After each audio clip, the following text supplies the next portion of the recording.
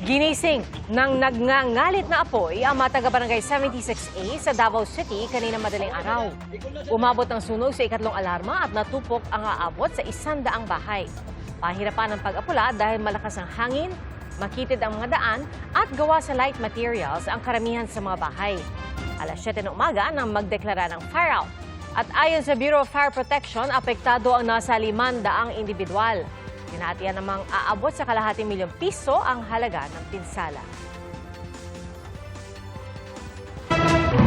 Bago sa saksi, relieved na sa pwesto ang 10 pulis Angono na inireklamo na isang criminology student ng iligal na pag-aresto at pangingikil ng 50,000 piso.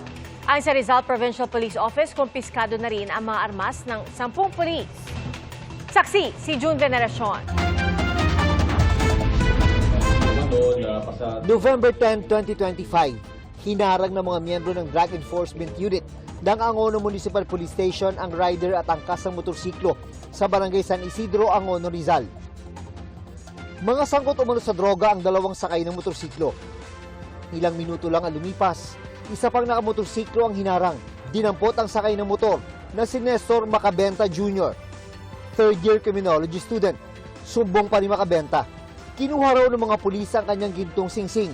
Iligal daw ang pag-aresto sa kanya dahil pinilit lang siyang paaminin na siya ang supplier ng droga ng naunang naaresto ng magkaangkas sa motor. Pinipilit po nila ako na ako raw po yung nagbibigay ng droga.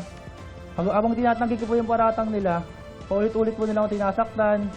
Hanggang sa dumating sa punto na susuputan na po yung ulo ko, kaya napilit niya pa akong aminin. Dinala raw siya sa presinto at hininga ng 50,000 piso para hindi tuluyang kasuhan ng mga pulis. Nagpadala raw ng pera sa e-wallet ng isang pulis ang kapatid ni Macabenta, pero hindi pa rin siya pinakawalan. Pinicturean po nila yung resibo ng tsaka po nila dinelay, tsaka po pinakita nila sa akin na wala raw po nag-send ng pera.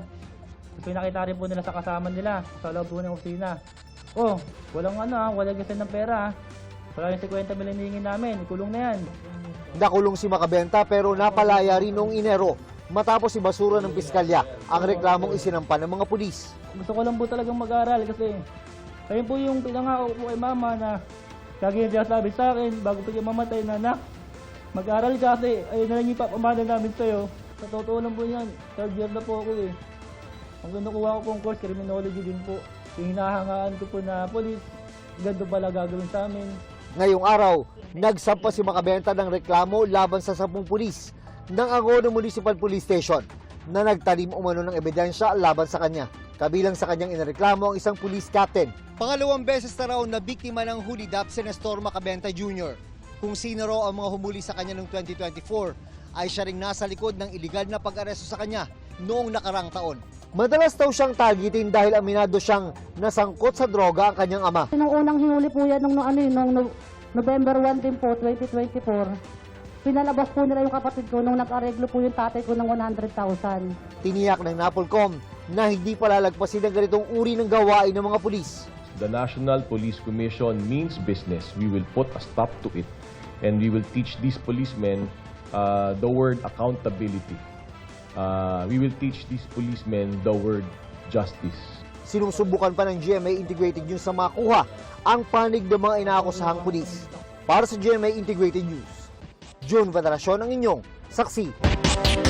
Halos 280 milyong piso ang halaga ng hininalang shabu na nasabat sa Manila International Container Port.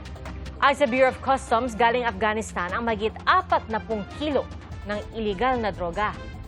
Marmol daw ang deklarasyon dito pero nakakubli pala sa mga haligi at sahig ng mga container ang mga hinihinalang shabu. Pagtitiyak ng BOC at ng PIDEA, patuloy ang mahigpit nilang koordinasyon para mapigilan ang pagpasok sa bansa ng mga kontrabando.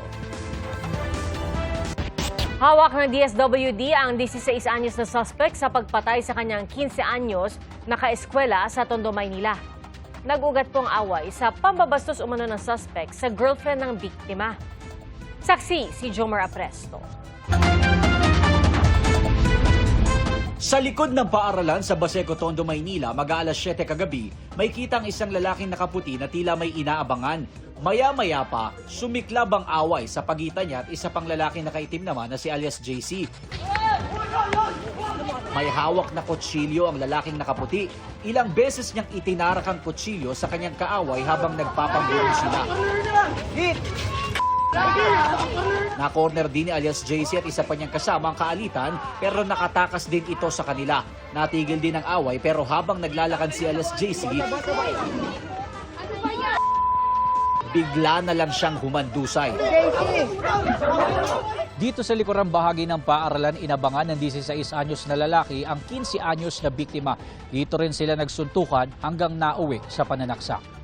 Parehong grade 10 student ang sospek at biktima. Ayon sa Manila Police District, naisugod pa sa ospital ang biktima pero namatay rin dahil sa mga tinamong saksak sa bandang dibdib, tagiliran at puso. Ang away ng dalawa, nag-ugat daw ng ipagtanggol ng biktima ang kanyang girlfriend mula sa pambabastos daw ng sospek.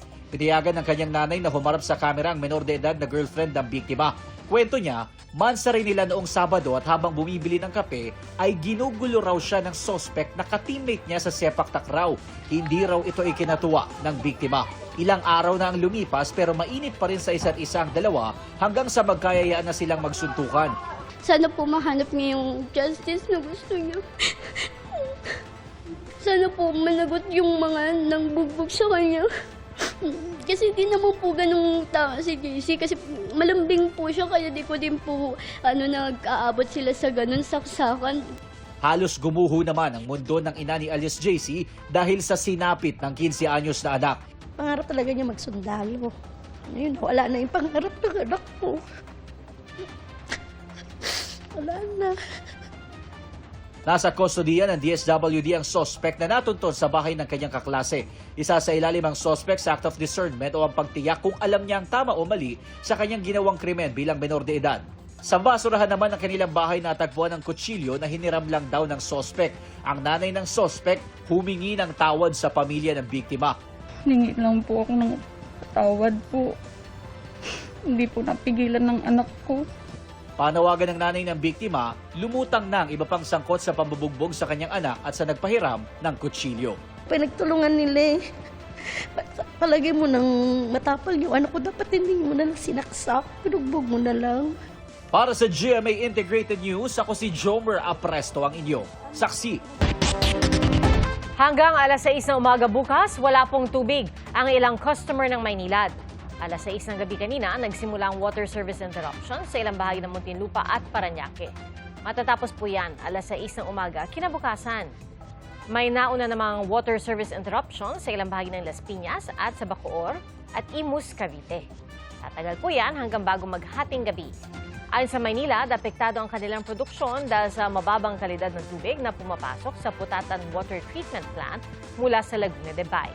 Epekto raw ito ng malakas na ihip ng hangin at sinisikap daw nilang maibalik agad sa normal ang supply ng tubig. Itinanggi ni Senate Blue Ribbon Committee Chairman Panfilo Lacson na may kinalaman sa umugong na kudeta sa Senado ang pagbabago ng ilang salitang ginamit sa committee report tungkol po sa mga flood control project.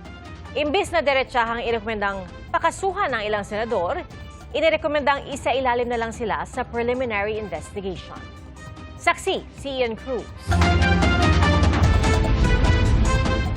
Si Senate Blue Ribbon Committee Chairman Panfilo Lacson na ang nagsabi, pinalambot ang ilang lengguwahe sa committee report kaugnay ng mga maanomalya o manong flood control projects. My own colleagues in the majority, nagsuggest sila, baka naman pwedeng isopen natin, na hindi masacrifice yung intent, hindi mababago yung substance.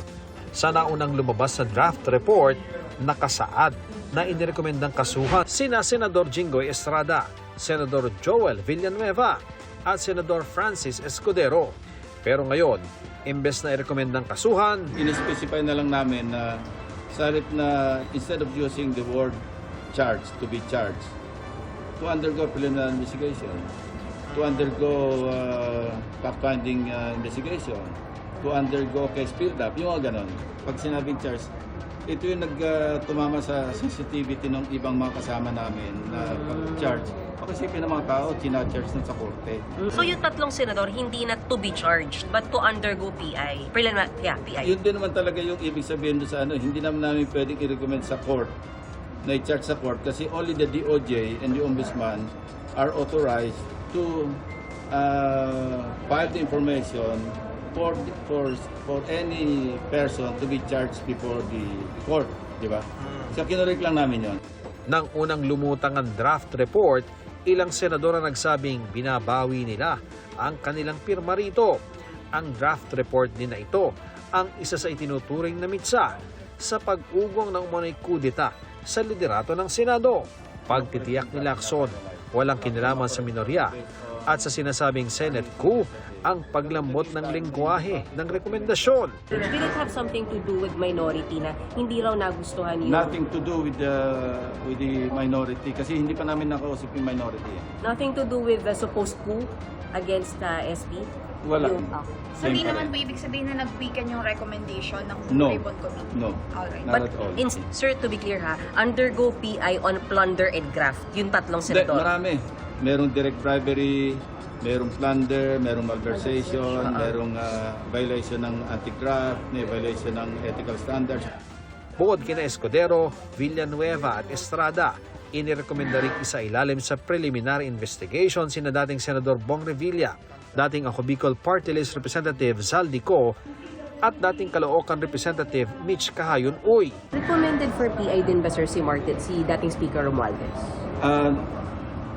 Hindi ko matandaan kung kasama siya sa ano. Sir, si PBBM po, babalikan mo Malayo na kasi impeachable officer ang presidente eh. Na-dismiss na nga yung impeachment complaint. Tiwala raw si Lacson na makakakuha siya ng 11 lagda na kailangan para maaprubahan ang committee report. Komento naman ni Ombudsman Jesus Crispin Remulla sa pagrebisa sa report. It's politics. Ano na yan eh? What is acceptable to all or to most is the most important thing. Ayon kay Remulla, may bigat ang personal na mga relasyon lalo't magkakasama sila sa Senado. Kasi nga, nagkakapersonalan, siyempre may mga kaibigan niya sa loob na pipirma, huwag lang nalagay yung pangalan. Ganun yan. May negotiation yan. May compromise yan. Hinihinga namin ng tugon dito si Lacson. Sa kabila nito, sabi ni Remulla, wala itong epekto sa gumugulong na nilang mga investigasyon sa 3 senador at sa iba pang nadadawit sa kontrobersya. At least, yung pagkapangalan sa kanila at yung records intact. Ang mahalaga dyan, yung records ng Blue Ribbon Committee tsaka lahat ng testimonies niya. Yun ang mahalaga. Yung report niya kasi, anticlimactic yan eh. Kung ano alam natin, yun na yun eh. Para sa GMA Integrated News, ako si Ian Cruz, ang inyong saksi. Tuluyan na ibinasura ng Kamara ang 2 impeachment complaint laban kay Pangulong Bongbong Marcos. Saksi, si Mark Salazar. The impeachment complaints filed against the President, Ferdinand Bongbong R. Marcos Jr., are hereby dismissed. 284 na botong yes ang nakuha, kaya inaprubahan ng plenaryo ng Kamara ang resolusyong nagpapatibay sa Committee Report 111 ng House Committee on Justice na nagbabasura sa 2 impeachment complaint laban kay Pangulong Bongbong Marcos. Sa pagsusuri ng Committee on Justice, sufficient and form ang parehong reklamo, pero bagsak pagdating sa sufficiency in substance. Sufficiency in substance is not measured by the volume of bare allegations and annexes that are unsubstantiated by personal knowledge and authentic records. Madam Speaker, sa pagtukoy kung may sapat na substance, laging kinikilala ng Committee on Justice ang sound discretion ng bawat miyembro rooted in their individual appreciation of facts. In these 2 complaints, malinaw po ang naging desisyon ng Committee on Justice. The substance is insufficient. 8 ang bumoto ng no at 4 ang nag-abstain. And then came the allegations made by former Congressman Zaldico. Even if his statements were not under oath, they were serious enough to damage public trust. They were serious enough to raise new questions. Hindi mabubura ang nangyaring pagboto ng Kamara ang mga pagdududa. Lalo lang nitong paparamihin ang mga tanong. It does not protect credibility. It weakens it. It does not clear the President's name. Walang closure. It ensures that the questions will haunt him for the rest of his term. Sa isang pahayag, sinabi ng nagpakilalang Duterte bloc sa Kamara na hindi sila bumoto kaugnay sa mga impeachment complaint laban sa Pangulo. Anila, tumanggi silang maging props sa produksyon na nagpapanggap umanong naghahanap ng hustisya habang hindi naman daw napapanagot ang mga dapat mapanagot. Sa mensaheng ipinadala sa GMA Integrated News, sinabi ni Palace Press Officer Undersecretary Claire Castro na nasiyahan ng Pangulo sa naging pasya ng Kamara.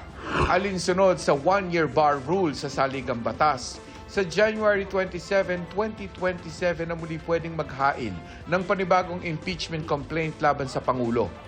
Gumulong ang isang taong ban nang mai-refer sa Justice Committee ang mga impeachment complaint na nangyari noong January 26, 2026.